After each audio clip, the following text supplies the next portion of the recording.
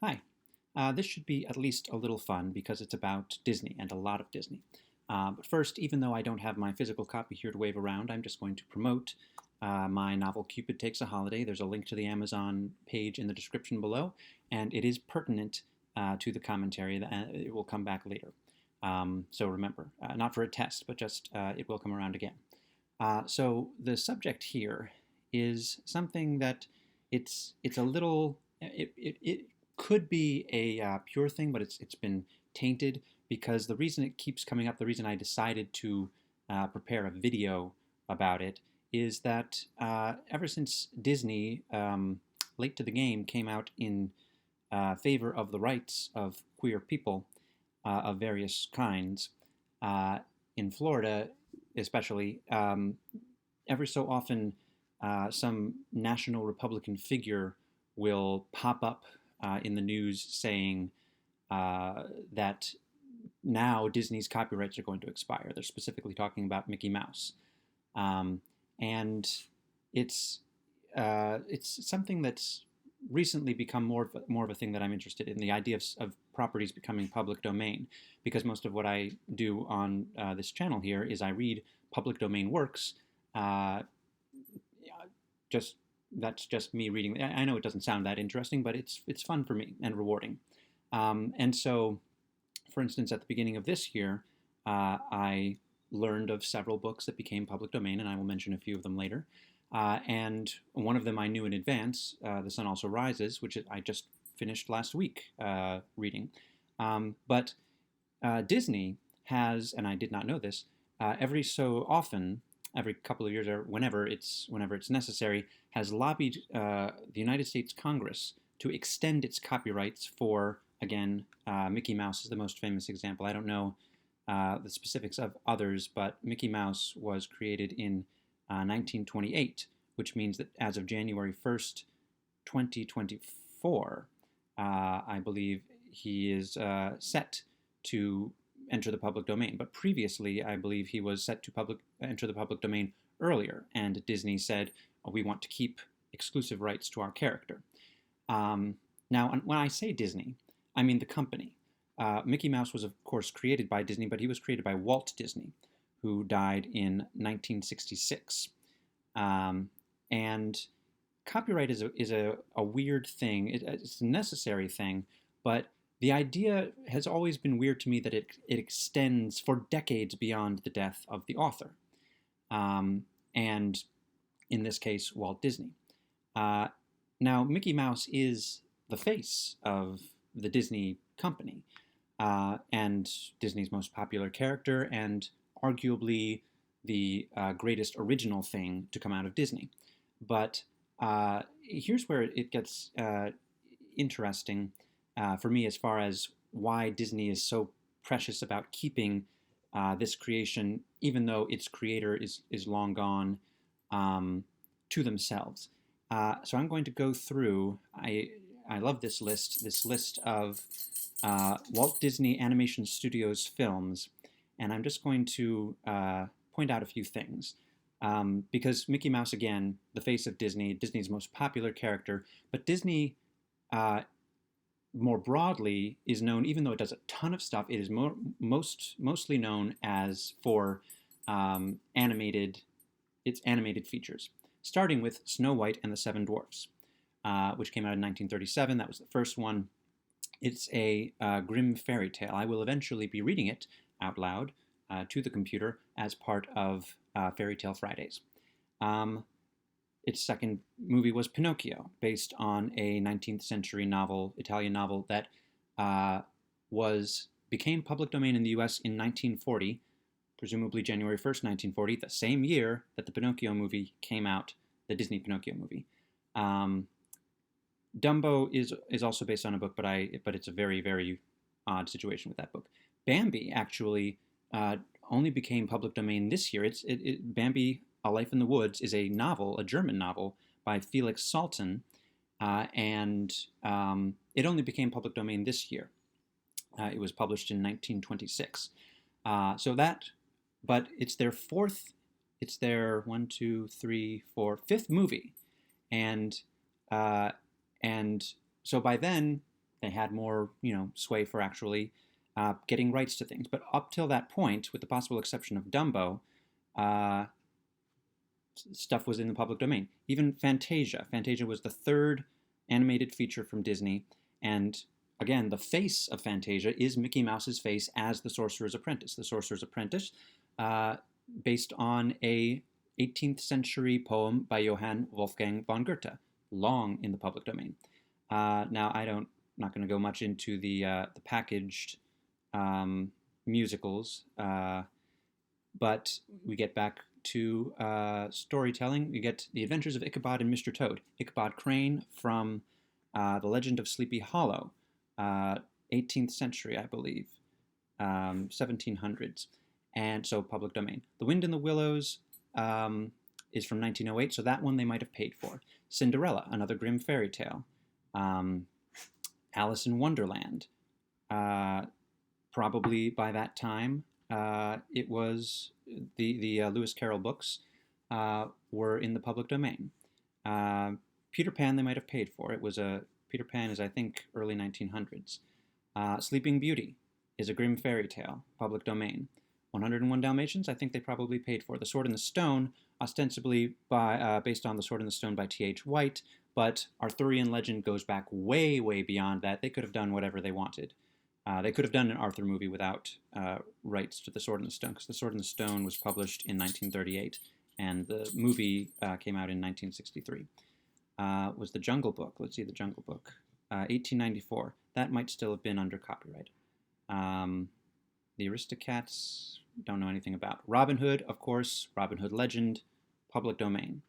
The Many Adventures of Winnie the Pooh, also something that, I did the original, the first one of those as a YouTube read through. That was my first one this year because I was surprised that it entered the public domain. And I happened to have a very nice copy, and so I sat down and I read it, and it was very nice. The Rescuers and the Rescuers Down Under, Fox and the Hound, don't know much about that, but you're getting what I'm going for. Oliver and Company, based on Oliver Twist, public domain by 1988. And then we get to the Disney Renaissance, The Little Mermaid, a Hans Christian Andersen fairy tale, Beauty and the Beast, an old French story from the 1700s, Aladdin, theoretically one of the 1001 tales from the Arabian Nights, although there's some suggestion that it was added later on by a European. The Lion King, based on Hamlet, and Kimba the White Lion, but Hamlet for these purposes. Pocahontas, based on a historical person from, when did she, let me just check on her, Pocahontas, born around 1596, public domain, historical figure. The Hunchback of Notre Dame, based on a 19th century, very good 19th century novel, 1831, public domain. Hercules, Greek myths, public domain. This is the Disney Renaissance. This is the big stuff. Mulan, I think she's a semi-historical figure, but she's also a legendary literary figure in China from the Ballad of Mulan. And then we get to this one.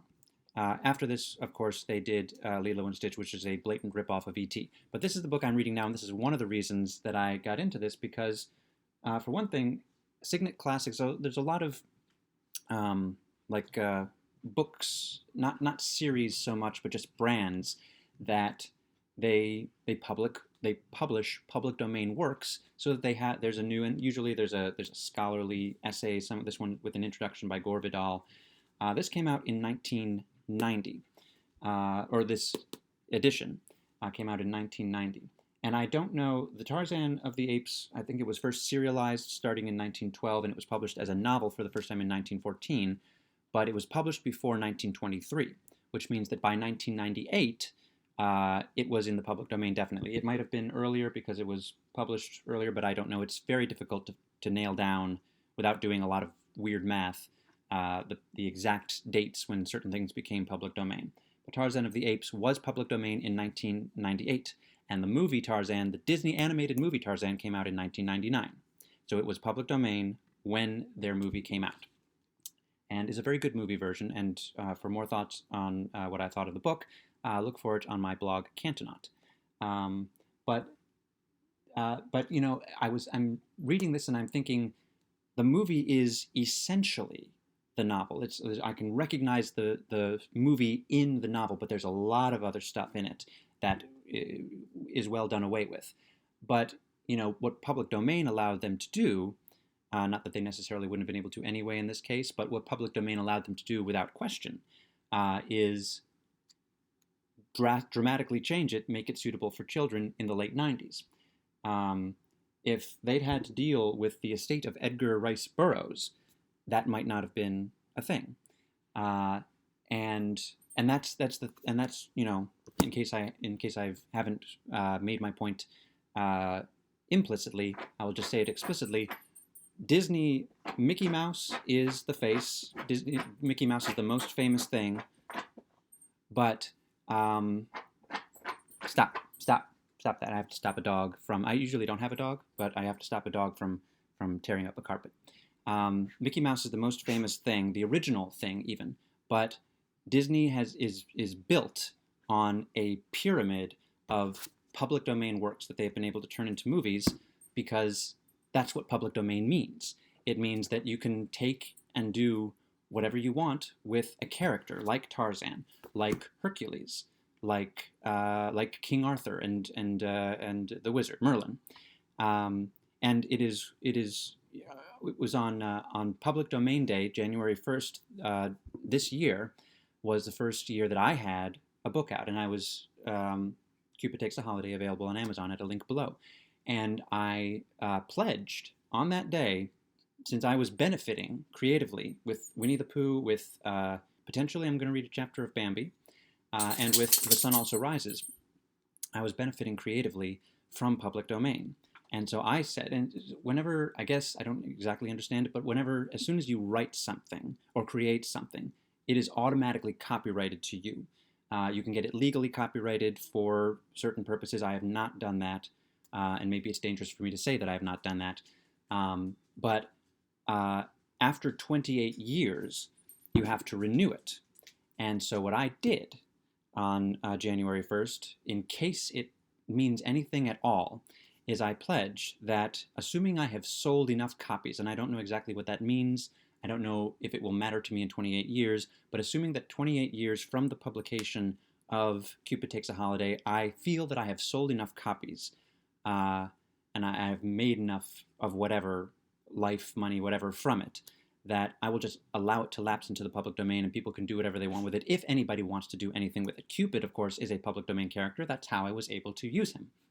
But as far as my story, my specific use of Cupid could then be taken and reinterpreted. And that is what I want for Mickey Mouse. And not just that, it's only fair that that Disney and its copyrights be subject to the same. No other entity, individual human beings, have the power to lobby the United States Congress and say, we want to keep the mouse. So let us keep the mouse. Everybody else's copyrights can expire. Let us keep the mouse. That's not fair. And unlike Walt Disney, the Walt Disney Company is theoretically immortal, and they can keep on doing this. And Mickey Mouse will always be associated with them, and they can keep using it. But think, I've been brainstorming a couple of things that could be done with Mickey that Disney's definitely not going to do. But you know, other people, fan fiction. This is what fan fiction is. Fan fiction is what you can do, but on a grander scale, and in a more interesting way for more people to enjoy if something goes into public domain. So you could have a Mickey Mouse story where Mickey Mouse is a literal mouse who comes to life for a child. It looks like, it's kind of like a Stuart Little situation, looks like an actual real mouse, but decides to wear, gains consciousness or whatever, sentience, decides to wear the little red suspender pants or whatever else, and becomes a kid's conscience, like Jiminy Cricket. But that's a dumb idea, but so are a lot of the adventures that Mickey goes on anyway. But that's what I'm getting at. Mickey deserves to be elevated to the status of so many of Disney's heroes, like Tarzan, like Hercules, like Mulan, like Cinderella. I don't know for sure, but I think Disney made Cinderella's story a category of, there probably existed similar things just like Cinderella existed before Disney did Cinderella, but Disney, doing what it did with Cinderella inspired a genre. And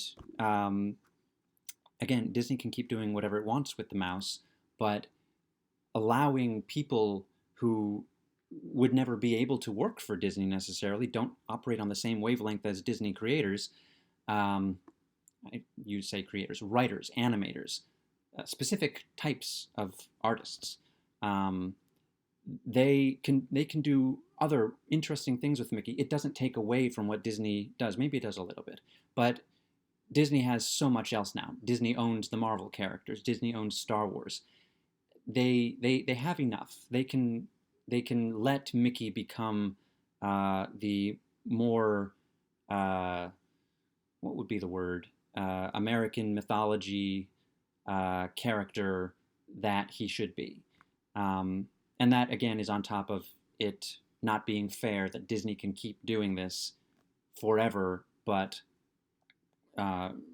writers, authors, without animators, without the clout of the Walt Disney Company can't. They lose their, and maybe they're usually long dead by the time their copyright expires, but it still theoretically should be a fair playing field. So that is my case. And again, it's a little weird to be making it, because what I'm doing is I'm agreeing with a lot of people whose names I don't want to say because they're icky, and what they're doing is icky. Their motivation for threatening Disney's copyrights is icky. It is awful. But they are right that Disney's copyrights should expire.